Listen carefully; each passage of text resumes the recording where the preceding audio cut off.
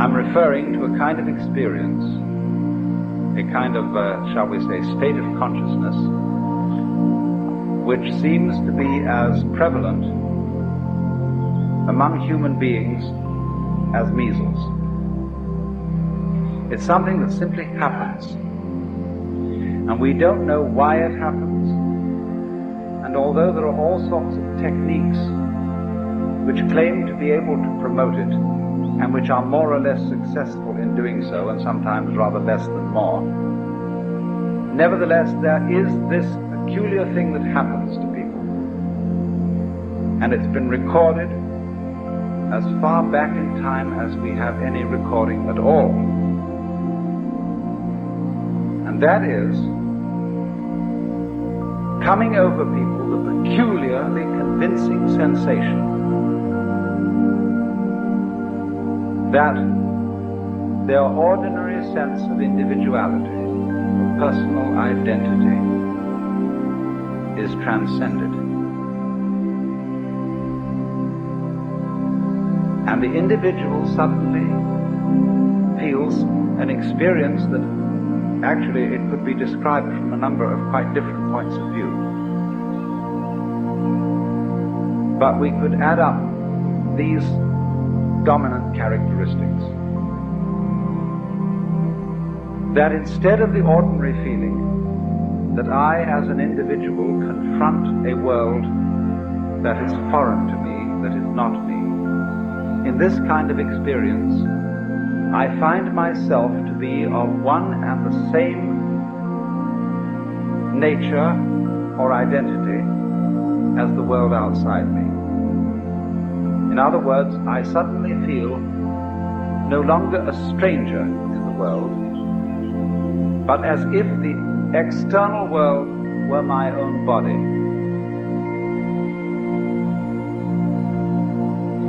The next aspect of the feeling is even more difficult to assimilate to our ordinary practical intelligence, but a very overwhelming feeling that everything that happens, everything I have ever done, everything anybody else has ever done, was part of our harmonious design, that there is no error at all. That's the sort of thing I'm referring to. Now, you see, I'm not talking about a philosophy. I'm not talking about a rationalization, some sort of theory that somebody cooked up in order to explain the world and make it seem a tolerable place to live in. I'm talking about a rather whimsical, unpredictable experience that suddenly hits people. And it includes this element of feeling the total harmoniousness of everything. Now, I realize that those words can carry with them a sort of sentimental feeling, a sort of Pollyanna feeling. There are various religions in our society today which try to inculcate in you the belief that everything is a harmonious unity. You know, things like Christian Science or the Unity movement and so on. They want to make a kind of propaganda for one to believe, and through believing to feel that everything is harmonious. Now, to my mind, that is a kind of pseudo-mysticism, because it's an attempt to make the tail wag the dog.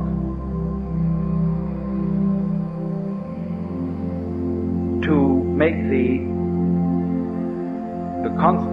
effect produce the cause. Because this sensation of things being harmonious is somehow never brought about by insisting to yourself that that is so. Because when you do that, when you would say to yourself, all things are light, all things are God, all things are beautiful, etc. Actually, by doing that, you're implying that they're not. Because you wouldn't be saying all this stuff if you really knew it to be true.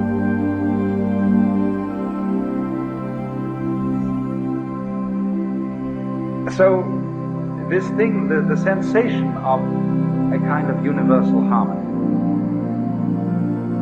cannot come to us when it is sought, when we look for it as something to be an escape from the way we actually feel or to compensate for the way we actually feel. It's a thing that comes out of the blue. And when it comes out of the blue, just like hiccups come out of the blue, something like that, it's overwhelmingly convincing. And it stands as actually the foundation for most of mankind's profound philosophical, mystical, metaphysical, and religious ideas. Someone, in other words, to whom this sort of thing has happened. And as I said before, it strikes us as measles may strike us. Someone to whom this sort of thing has happened can't restrain himself when it has happened, and he has to get up and tell everybody about it. And alas, he becomes the founder of a religion. Because people say, look at that man, how happy he is. What conviction he has. He has no doubts. He seems to be sure in everything he does. See, that's a wonderful thing about a great human being. He's like an animal or a flower. See, when a flower buds and the bud goes pop and opens, it has no hesitation or doubts about it. But when a young woman appears in society as a debutante, she's not quite sure if she's going to come off. And she appears on the stage of society with some doubts in her mind. Therefore, all appearances of this kind are a rather sickly nature. But when the bird sings, or the chicken's egg breaks, flower buds, there's no doubt about it at all. It comes forth. And so in the same way, when somebody has an experience of this kind, he just has to tell everybody about it. Because you see, he sees everybody around him looking dreadfully serious, looking as if they had a problem, looking as if the act of living were extremely difficult. But from his standpoint, the person who's had this experience, he feels that they look funny, that they don't understand, that there isn't any problem at all, that he has seen from where he stands, see, that the meaning of being alive is just being alive. That is to say, I look at the color of your hair, the shape of your eyebrow, and I understand that that is the point. That's what we're all here for. And it's so plain, and it's so obvious, and so simple. And yet here is everybody rushing around in a great panic, as if it were necessary for them to achieve something beyond all that. And the funny thing is, they're not quite sure what it is,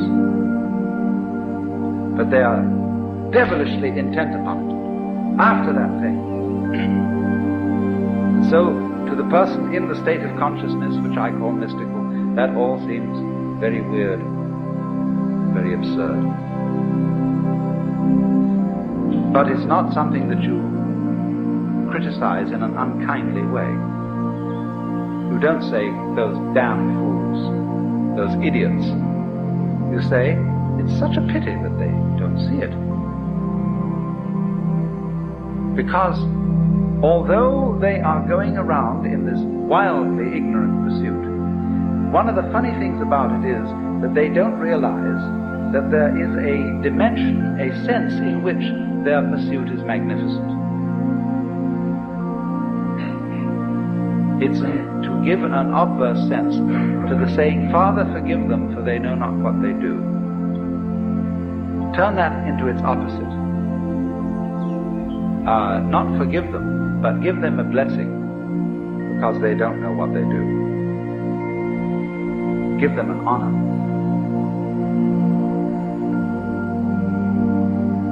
In other words, the the intensely serious preoccupations and anxieties of mankind appear from this standpoint. Not to be foolishness, but to be a kind of marvel. In the same way, perhaps, as you could say that the protective coloring of a butterfly, who has somehow contrived to make its wings look like enormous eyes, so that when a bird who is about to devour this beast is confronted by these staring eyes, the bird is a little hesitating, as when you stare at somebody, they're always taken a little bit aback. So the butterfly appears to stare at the bird. And perhaps you see this phenomenon of the marvelous staring wings of the butterfly is in some way a result of anxiety. The anxiety to survive, all the problems and struggles of natural selection. Nevertheless, in this intense struggle, we are unknowing poets.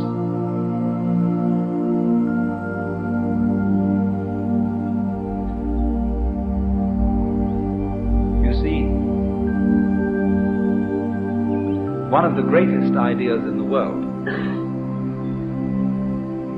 that has ever been produced is, for my thinking, the Hindu idea that the world is a drama in which the central and supreme self behind all existence gets lost and involved, and pretends, plays that he or it or he, she, or whatever you want to call it, is all the creatures that there are, and gets totally involved. Thus, you see, the more involved, the more anxious, the more finite, the more limited the infinite manages to feel itself to be, the greater the artistry, the greater the depth of the illusion which is created. For you see, all art is in a way illusion. The art of the magician is the art of illusion, the art of misdirecting attention so that a magic seems to appear. And so in this way, the more there is anxiety,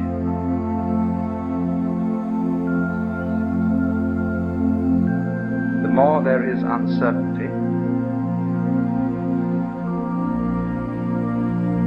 to that degree, the play has succeeded in the same way as when you are watching an actual play or reading a novel or a movie. The more the author or the actors manage to grip you and to persuade you just for a moment that you are actually involved in reality, the more they have succeeded as artists.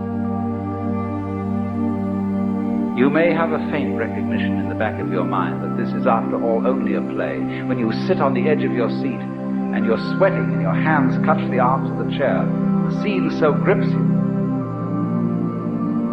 That is magnificent acting. So the Hindus feel that the whole arrangement of the cosmos is something exactly like that. That when in the reality of actual life you are sweating it out, and you're wondering whether this surgeon who's got to operate on you in a matter of life and death is a competent man or a charlatan, or whether the investment that you made is a good thing, or whether it's going to make you lose your shirt. See, all those matters of terrific crisis are exactly the same as when you're sitting in the theater, sweating it out there, but now a far more convincing theater has been arranged. Because, as the Hindus would say, that in you which is it the basis of you, the thing that is real in you and that connects you under the surface with every other being that is alive. This is the player of the parts. This is the maker of the illusion. This is the player of the game which has got you involved in this mess and is living it up in the same way as those actors on the stage are living it up to convince you that this is a real situation. And this is very understandable because basically everybody loves to play this game. The game of hide and seek. The game of scaring oneself. Running up behind yourself in the dark and saying, boom!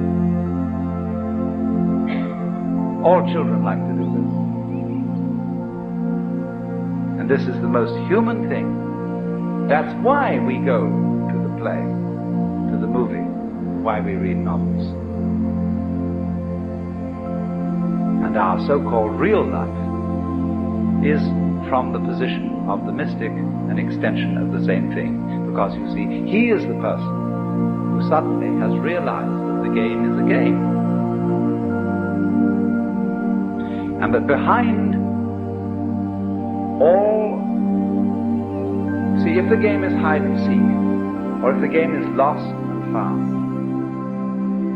everything to do with the hide side, or the lost side, is connected with where we as individuals feel lonely, impotent, put down, so on. All the negative sides of existence.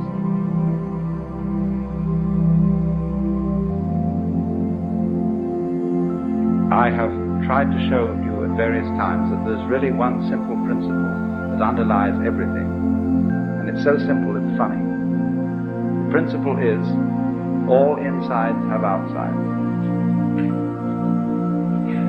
Because you see, you don't know that the inside is inside unless there's an outside. And you don't know that the outside is outside unless there's an inside. Okay, then you, as you ordinarily feel yourself, are the inside. You are the animate, sensitive being inside the skin. But the inside of the skin goes with the outside of the skin. If there weren't the outside of the skin, there wouldn't be no inside. And the outside of the skin is the whole darn cosmos. Galaxy beyond galaxy and everything, you see? And that goes with the outside. The same way that front goes with back. So that if you wake up and understand that, you find that the two are one and the same identity, one and the same self, one and the same life. So that's the mystic's point of view. He finds that out. Now if I may switch, what is morals?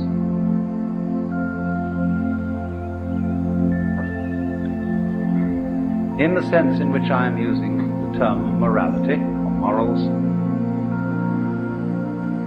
it's a set of rules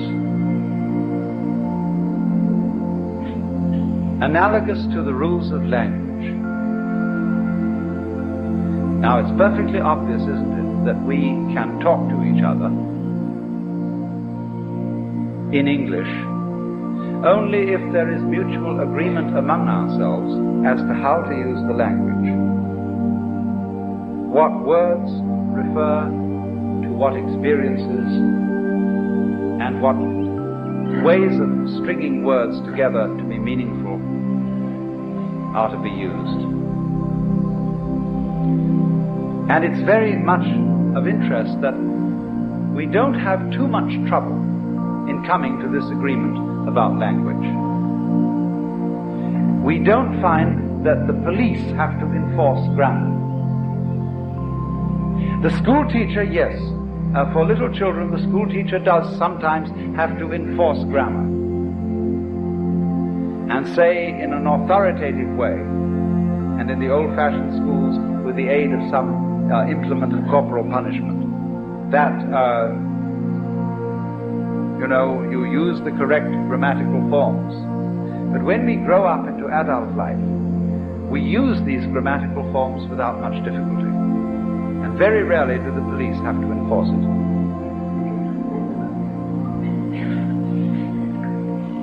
But it is otherwise with other arrangements that we have to make in common.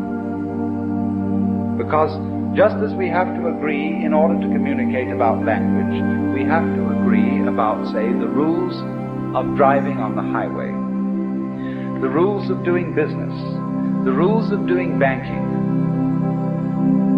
and so on and so on, the rules of family arrangements and whatnot. And these are actually rules of the same kind as the rules of grammar.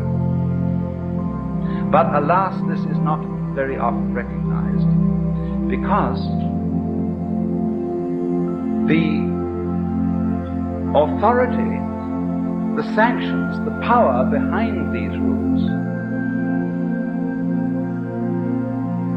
is different from the authority behind grammar. What I mean is this: if you transgress the rules of grammar, people will shrug their shoulders and say, well, he doesn't make sense. They won't summon the police. But if you transgress the rules of driving on the highway, or the rules of finances, someone is likely to summon the police. So one sees the authority of the state as standing behind those rules. And there are other rules where our society sees standing behind them not the authority of the state, but the authority of the Lord God Almighty. So that if you transgress those rules, you're in danger not simply of going to jail, but, according to your religious persuasion, of frying forever in hell, or on the other hand, of failing lamentably to be a real person.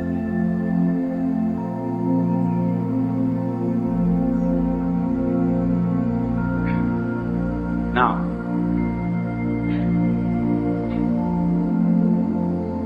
the problem is this: where the domain of mysticism and the domain of morals come into conflict. You see, throughout the all-known history of religion, the mystics have been suspect. Insofar as religions have been the upholders of moral rules, as it were, the guardians, the authorities, in the same way, for example, as the lexicographers or the grammarians guard the rules of grammar and expound upon them, so in the same way the priesthoods and the lawyers guard the rules of social behavior. But when into the domain of religion there appears the mystical experience, then the priests are very, very disturbed. Now, you all know that in recent months in California, there has been a very strange outbreak in the most respectable of all churches, the Episcopal Church.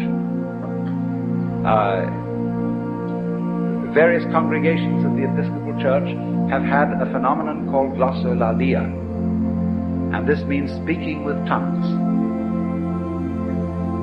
If you will turn on your radio to any Negro revival meeting on a Sunday night, you will hear glossolalia.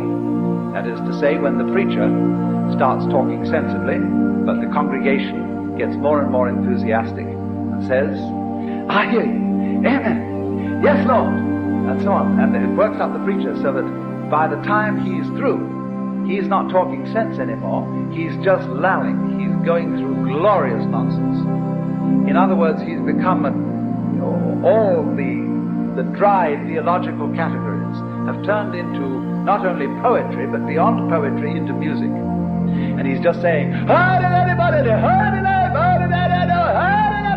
see, it's just going like that. And the congregation's behind him, and it's wonderful. You see, he's become at that moment one in spirit with the universe, because that's what the stars are doing. The stars above us, the galaxies, they're not making sense. See, they're making a colossal display of fireworks in the skies. See, they're going like that. Well, it so happened that in recent months, various congregations of the Episcopal Church had outbreaks of this. The Bishop of California, when all this happened, Bishop Pike wrote an encyclical letter to his pastors and said, with all due regard for everything, we must not be too dogmatic. We must recognize always that the Spirit of God may work in mysterious ways that cannot be foreseen. And we should keep an open mind about all these matters. This was said in a very complicated way, in several pages. But then finally, when it came to speaking with tongues, in effect, this must not happen in the Episcopal Church.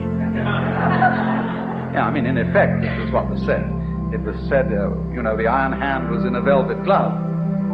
But this mustn't happen. Through the ages, being the attitude of priesthoods, of the guardians of law and order, or as they say in the Episcopal Church, everything should be done decently and in order. The guardians of this kind of thing have always been afraid of the spontaneous manifestations of the Spirit. And not only of things like mysticism, but also of things like falling in love. They are very, very dangerous happenings. And so here is an absolutely astounding paradox comes about. And it goes like this.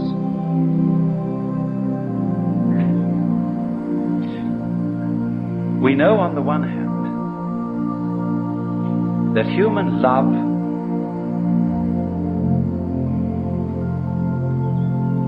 is only genuine when it is felt in the depths of the heart. And we know that this is true whether it be the love of man or whether it be the love of God. We are always looking for the genuine article, you see. We don't want someone to love us because they're forcing it.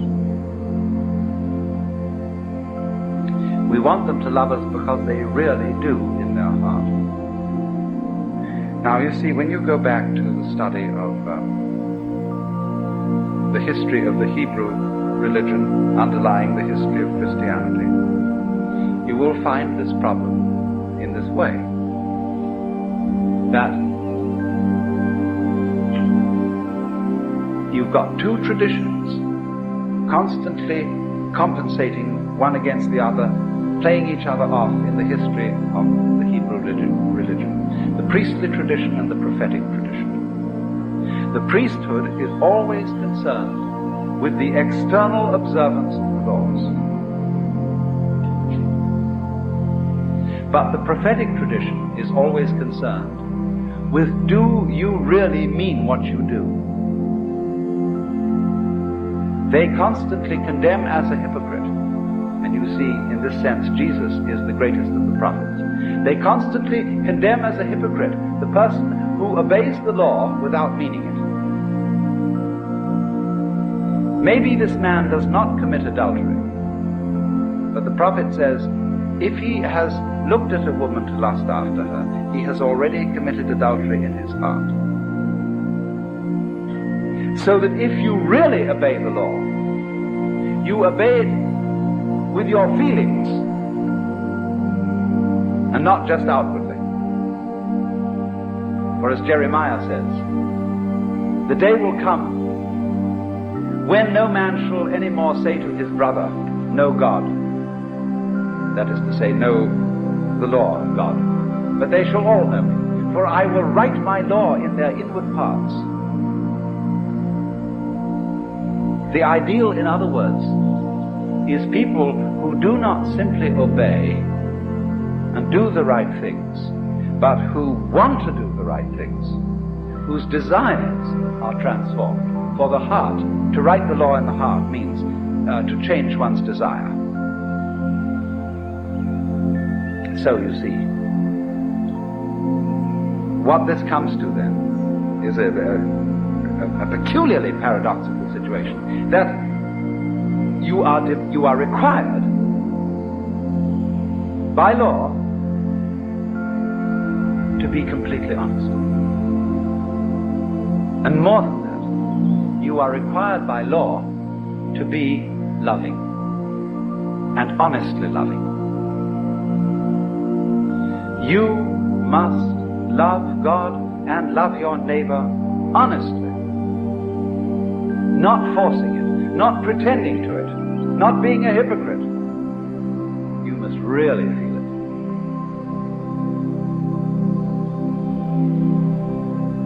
Now that, you see, is where the astonishing conflict occurs between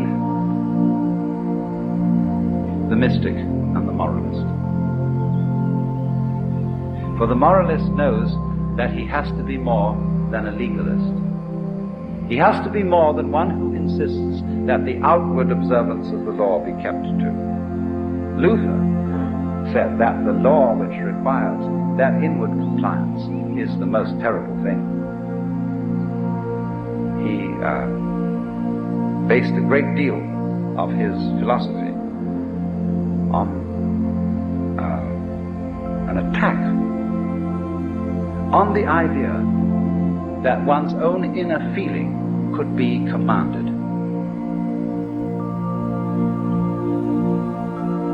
Because you see, the moment you subscribe to the idea that your inner feeling should be commanded, you let yourself in completely for hypocrisy. If you see, you tell another person that you love them because you know you're supposed to love them, and in fact in your heart you don't love them, you're a liar. And therefore,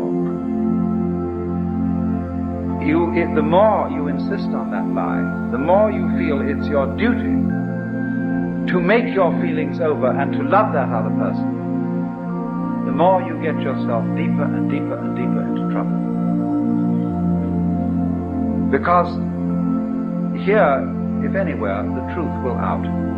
You will not be able to sustain the pretense.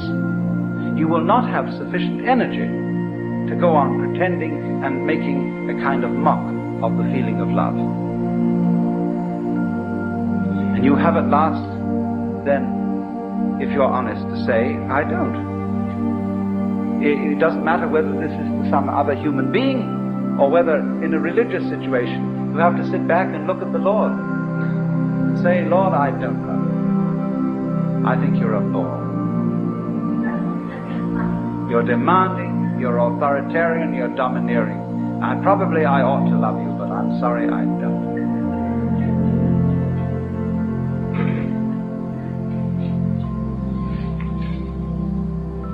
Now, we think, you see, that an honest expression of our feelings would be disruptive of law and order. It wouldn't. Not in the least. Actually, it would be contributive to it. Because if I say to somebody, look, I'm not doing this for you because I love you or because I like you. I'm doing it for you because the book says I must. Now that puts it up to the other person, who has to look within himself and say, honestly, ought I to accept this favor from this person? Or ought I to go about seeing how I could provide myself with these conveniences? He may say, I understand you don't like doing this, but excuse me, I'm in a terrible jam, and I will be most beholden to you if for a little while yet you will go against your feelings and help me out. See, that's a nice way of doing things. That's the kind of real understanding that we have to have. I was associated once with somebody in a business way who was a complicated person who pretended always that he was a great idealist.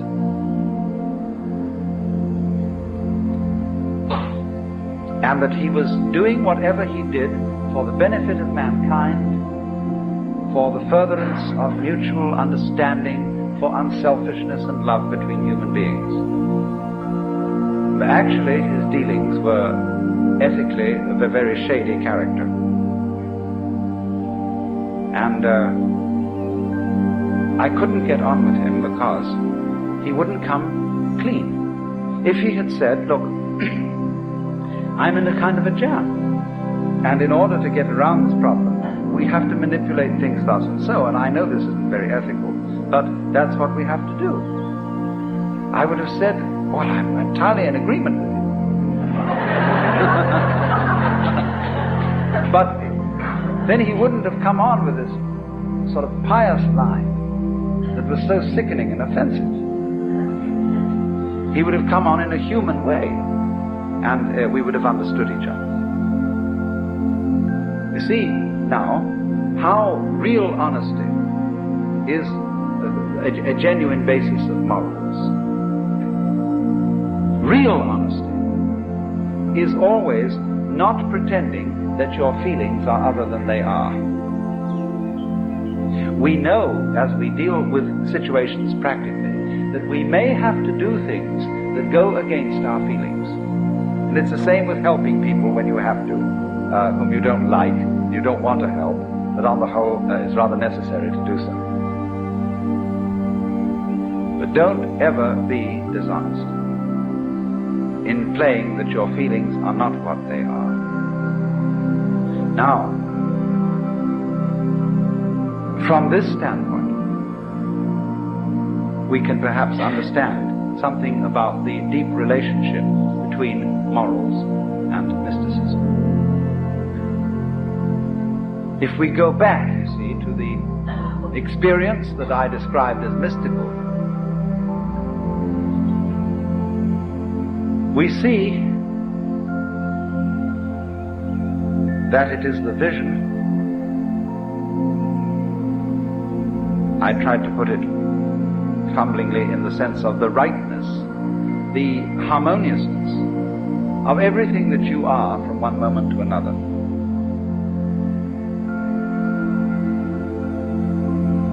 That, in other words, human behavior, its ups and its downs,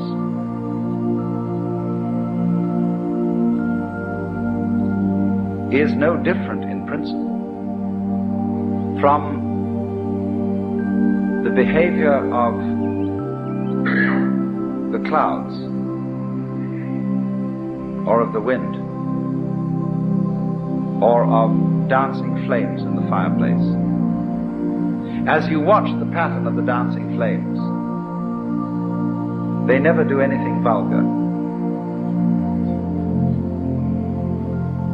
Their artistry is always perfect. Ultimately, it is the same with human beings. We are just as much a part of the natural order as flames in the fire or stars in the sky. But this is only apparent to the person who is honest in the sense in which I have spoken. In other words, the person who is tied up with trying to pretend that his feelings are other than what they actually are. He can never see this, and he's always a troublemaker.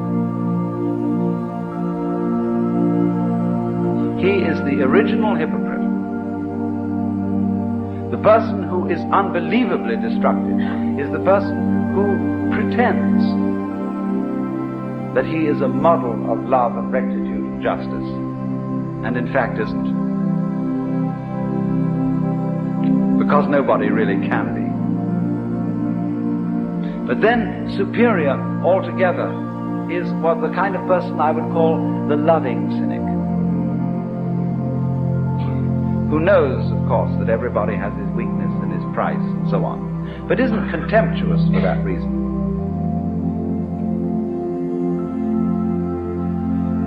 Incidentally, may I be so bold as to recommend a book? Memories, Dreams and Reflections by C.G. Jung. Jung's autobiography. The life story of a man who, in my opinion, was a superb human being in this particular sense of thoroughly knowing his own limitations and of having a certain humor about him. A man who understood how to integrate into his whole being the devil in himself and the monkey in himself.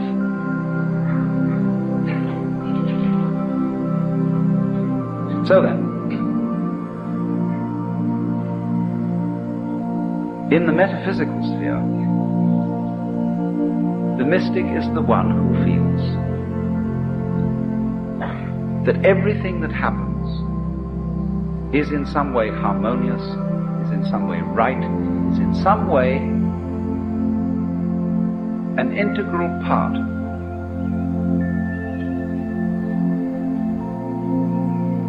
of the universe. Now, when we transplant or translate that into the moral sphere, the sphere of human conduct, the equivalent is this: there are no wrong feelings.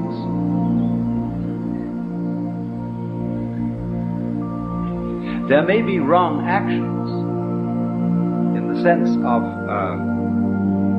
actions contrary to the rules of human communication.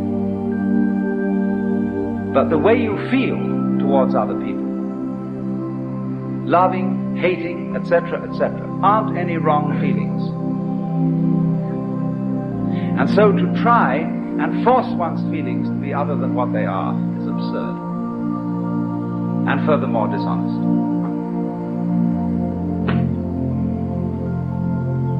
But you see, the idea that there are no wrong feelings is an immensely threatening idea to people who are afraid to feel in any case.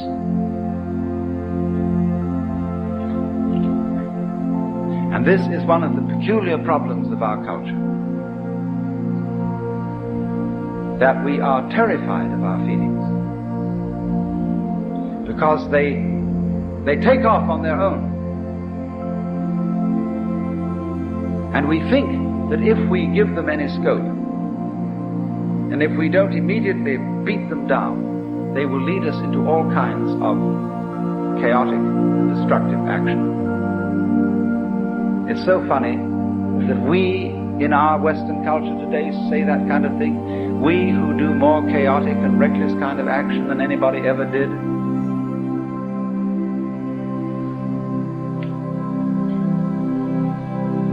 But if, for a change, we would allow our feelings and look upon their comings and goings as something as beautiful and as natural and necessary as changes in the weather, the going of night and day, and of the four seasons, we would be at peace with ourselves.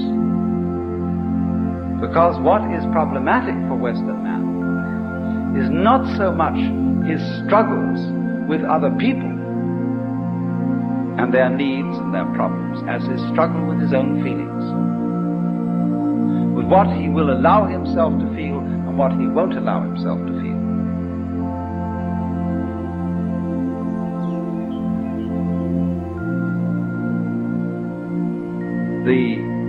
He's ashamed to feel really profoundly sad, so much so that he could cry. It is not manly to cry. He is ashamed to loathe somebody, because you are not supposed to hate people. He's ashamed to be so overcome with the beauty of something, whether it be a natural landscape, or a member of the opposite sex, that he goes out of his mind with this beauty. Because all that kind of thing is not being in control, old boy. Not kind of having your hand on the wheel.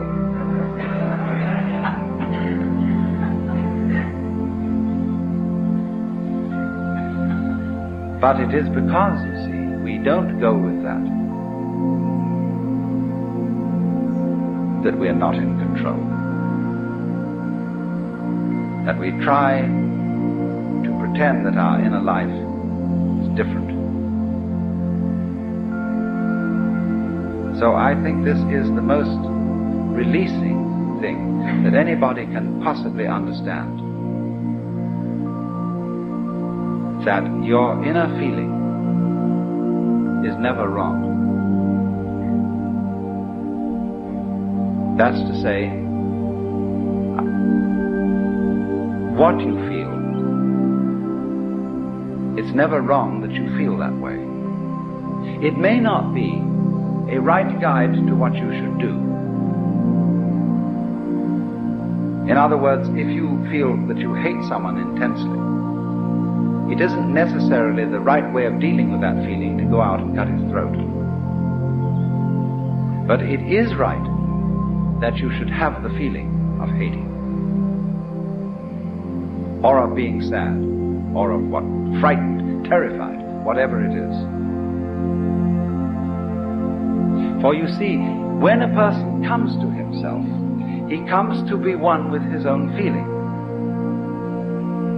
And that is the only way of being in a position to control it. It is in exactly this way that the sailor always keeps the wind in his sails. Whether he wants to sail with the wind or whether he wants to sail against the wind, he always uses the wind. He never denies the wind. Well, it's exactly that same sense that a person has to keep going with his own feeling. Whether he wants to act as the feeling obviously suggests or act in a different way, he has to keep the feeling with him, because that's his own essential self.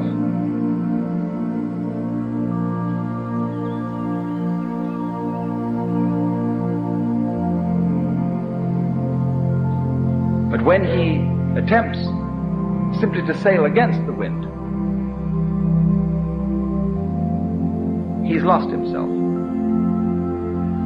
He's become just a kind of empty mask which hasn't got any real life behind it. And all its protestations of love and goodwill are hollow. So you see, it is in the most basic, simple situation. A mother has a child. She got it by accident, you know? And she thinks, oh heavens, now I'm all tied up, full of responsibility and so on, I can't stand it. So I really didn't want to have it, and I mustn't think that thought. All good mothers naturally love their babies. So when she gets the baby, she says, darling, I love you, but her milk is sour. And the baby gets the other message. The baby's mixed up. And it would be much better if that mother said to the baby, listen, you're a pest, you're a nuisance, and I didn't want to have you around. Well, there they understand each other. Everything's clear. There's no confusion, there's nothing mixed up here. And two, when you feel somebody is a pest and a nuisance, and you really let it go, and you tell them so, you're apt in a while to get a sense of a kind of humorous feeling about it. That you can begin from telling them that they're a damn nuisance, and I wish you'd just disappear and get lost. After a while, you say, yeah, you old bastard. You know, and it begins to have a kind of affectionate feeling to it.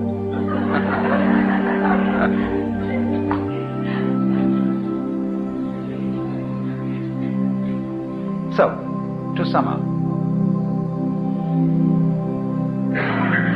What the mystic primarily feels is the divinity, the glory of whatever is. And when we apply that to the moral sphere, what is what one feels genuinely.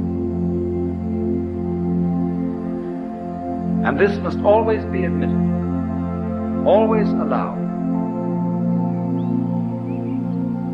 It doesn't mean to say, let me emphasize this, it doesn't mean that we always are therefore compelled to act upon the basis of what we feel. That is to say, to kill the person we hate. Hatred does not necessarily lead to violence. It is unacknowledged hatred that leads to violence.